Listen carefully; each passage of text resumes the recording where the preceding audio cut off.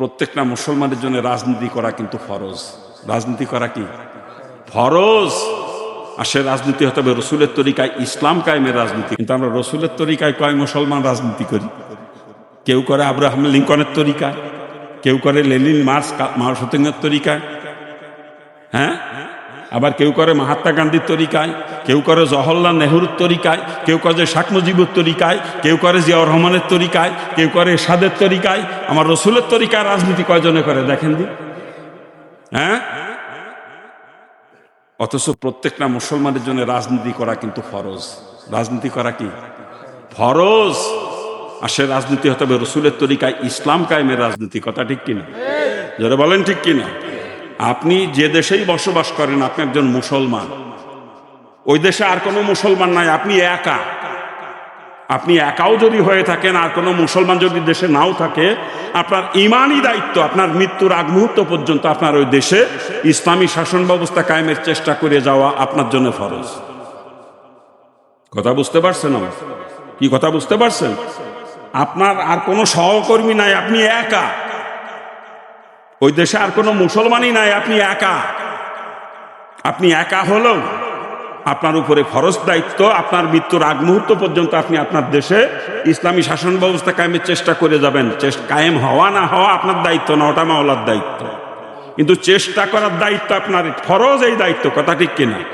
কি জোরে বলেন ঠিক কিনা? হ্যাঁ, এই সরমুনার পিসাব রাজনীতি করে, এটা অনেকে পছন্দ করে না।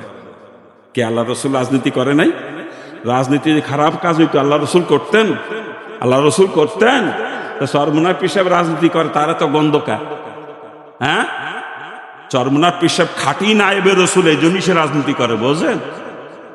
আমাদের দেশের অনেক নাম করা পীর সাহেব আছে, অনেক নাম করা মুফতি মুহাদ্দিস, এরা প্রকাশ্যে কয় আমরা রাজনীতির রীতি পছন্দ করি না, কয় না?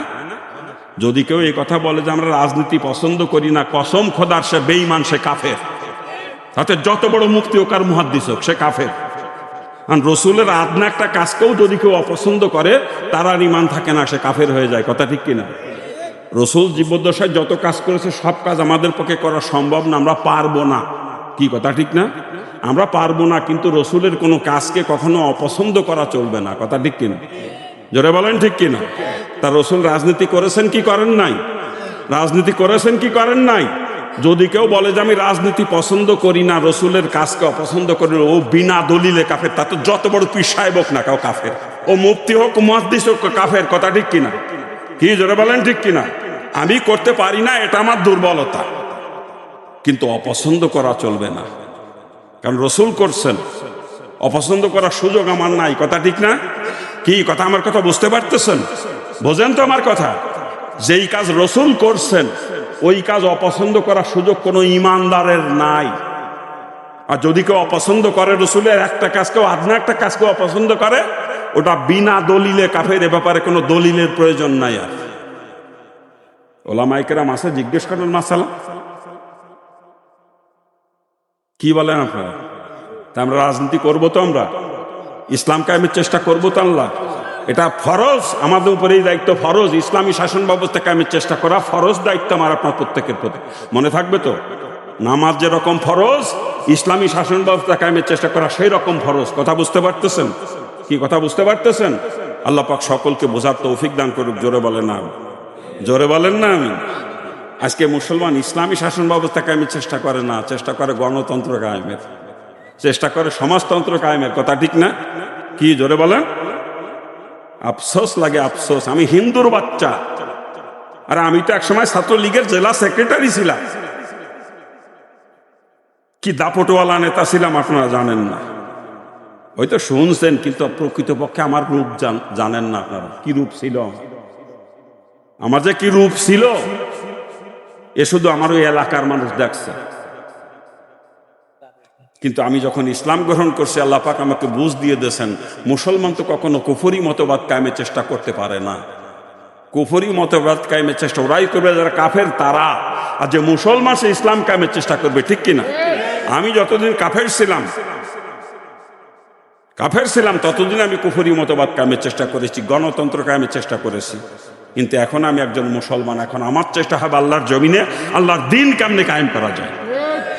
এই বুঝ আমি যখনই পেয়েছি সঙ্গে সঙ্গে তওবা করে ছাত্রলীগের জেলা সেক্রেটারি দায়িত্ব ইস্তফা দিয়ে চলে আসছি কোরআনের ছায়ার নিচে। আমি তখন থেকে ইসলাম কায়েমের চেষ্টা করি। দুঃখ একটাই, আমি হিন্দুর ঘরে জন্মাইছি, আমি বুঝলাম যে মুসলমান কুফরি মতবাদ কায়েমের চেষ্টা করতে পারে না। আপনারা মুসলমানের সন্তান, এই বুঝটা আপনারা পান না? আল্লাহ পাকে এই বুঝ দেয় না আপনাদেরকে? এখনো গণতন্ত্রের পিছনে জীবন দিয়ে দিচ্ছেন, টাকা খরচ করতেছেন গণতন্ত্রের পিছনে। এই মুসলমান, গণতন্ত্র ইসলামী মতবাদ কুফরি মতবাদ? ইসলামী মতবাদ না কুফরি মতবাদ? গণতন্ত্রের প্রতিষ্ঠাতা আব্রাহাম লিঙ্কন, নাম শুনছেন? আমেরিকার ভূতপূর্ব প্রেসিডেন্ট ছিলেন আব্রাহাম লিঙ্কন।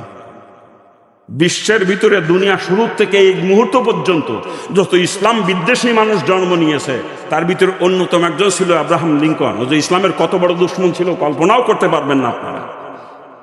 সে আব্রাহাম লিঙ্কনের প্রতিষ্ঠিত মতবাদ হচ্ছে গণতন্ত্র। আর এই গণতন্ত্র কায়েমের জন্য মুসলমানরা জান মাল সব শেষ করতেছে, ঠিক না? জোরে বলেন ঠিক কিনা? কিয়ামতের ময়দানে যারা গণতন্ত্র কায়েমের চেষ্টা করতেছেন, আব্রাহাম লিঙ্কনের পিছনে কাতার দেওয়া লাগবে, মনে রেখেন। যারা সমাজতন্ত্র কায়েমের চেষ্টা করতেছেন, ওই লেনিন, কার্ল মার্কস, মাও সেতুং, ওদের পিছনে কাতার দেওয়া লাগবে কিয়ামতের দিন। আর যারা জাতীয়তাবাদ কায়েমের চেষ্টা করছেন, মহাত্মা গান্ধীর পিছনে কাতার দিতে হবে কিয়ামতের দিন। যারা ধর্মনিরপেক্ষতা কায়েমের চেষ্টা করতেছেন, জওহরলাল নেহরুর পিছনে কাতার দিতে হবে কিয়ামতের দিন। আর যারা ইসলাম কায়েমের চেষ্টা করবেন, রসুলের আদর্শ বাস্তবায়নের চেষ্টা করবেন, রসুলের পিছনে কাতার দিবেন কিয়ামতের দিন। এখন কার পিছনে কাতার দিতে চান এই সিদ্ধান্ত নিতে হবে আপনাকে নিজেকে। কার পিছনে কাতার দিতে চান এর সিদ্ধান্ত নিতে হবে আপনাকে। কথা ঠিক কিনা? কি জোরে বলে? হ্যাঁ, মরে যাওয়ার পরে লাশ যখন কবরে রাখে, লাশের বুকে হাত দিয়ে আমার এলাকায় একটা দোয়া পড়ে, বিসমিল্লাহি ওয়ালা মিল্লাতি রাসূলিল্লাহ। আপনাকে এলাকায় পড়ে নাকি? হুজুর এলাকায় পড়ে? হ্যাঁ, এ দোয়ার অর্থ পাবলিককে বুঝাইছেন কোনদিন? হ্যাঁ, বিসমিল্লাহি ওয়ালা মিল্লাতি রাসূলিল্লাহ। মিল্লাত মানে দল, মিল্লাত মানে জাতি, মিল্লাত মানে কওম। মিল্লাতের অনেক অর্থ। কথা ঠিক কিনা? কি জোরে বলেন? এই যে দোয়াটা আমরা পড়ি, বিসমিল্লাহি ওয়ালা মিল্লাতি রাসূলিল্লাহ, আল্লাহর নামে রসুলের দলভুক্ত করে থুয়ে গেলাম কবরে তোমার। এ দোয়ার অর্থ হলো এটা, বোঝেন? এ দোয়ার অর্থ কি? আল্লাহর নামে রসুলের দলভুক্ত করে থুয়ে গেলাম। কিন্তু সারা জীবন দল করেছে আব্রাহাম লিঙ্কনের আদর্শের দল, সারা জীবন দল করেছে লেনিন, কার্ল মার্কস, মাও সেতুং এর আদর্শের দল। ওর লাশটা কবর দিয়ে রসুলের কান্দে উঠে দিচ্ছে, মরার লাশ রসুলের কান্দে উঠে দেয়। রসুলি তো খাইয়ে কাম নাই, মরার লাশটা নিয়ে বেড়াবে নাকি? রসুলি খাই কাম নাই, মরার লাশটা নিয়ে বেড়াবে নাকি? হ্যাঁ, কার আম কাজ চালা দিলে? এই যে হুজুররা মিথ্যে দোয়া পড়ে লাশের বুকে হাত দিয়ে, এই হুজুরির গোষ্ঠী যাবে 1 নম্বর জাহান্নামে। এই জানাজার পরে লাশ দাফন করে যেই হুজুরাই মিথ্যে দোয়া পড়ে বিসমিল্লাহি ওয়া মিল্লাতি রাসূলিল্লাহ, এই হুজুরির গোষ্ঠী যাবে 1 নম্বরে জাহান্নামে। ওলামায়ে কেরাম সতর্ক হয়ে যান যে সারা জীবন গণতন্ত্র কায়েমের রাজনীতি করেছে, ওর লাশটা যখন দাফন করবেন ওর বুকে হাতে দোয়া পড়বেন বিসমিল্লাহি মিল্লাতি আব্রাহাম লিঙ্কন। যে ব্যক্তি সারা জীবন সমাজতন্ত্র কায়েমের চেষ্টা করেছে, ওর লাশটা যখন কবরে রাখবেন ওর বুকে হাতে দোয়া পড়বেন বিসমিল্লাহি ওয়ালা মিল্লাতি লেনিন, কার্ল মার্কস, মাও সেতুং। যে সারা জীবন জাতীয়তাবাদ কায়েমের চেষ্টা করছে, ওর লাশের বুকে হাত দিয়ে পড়বেন বিসমিল্লাহি ওয়ালা মিল্লাতি জওহরলাল নেহরু।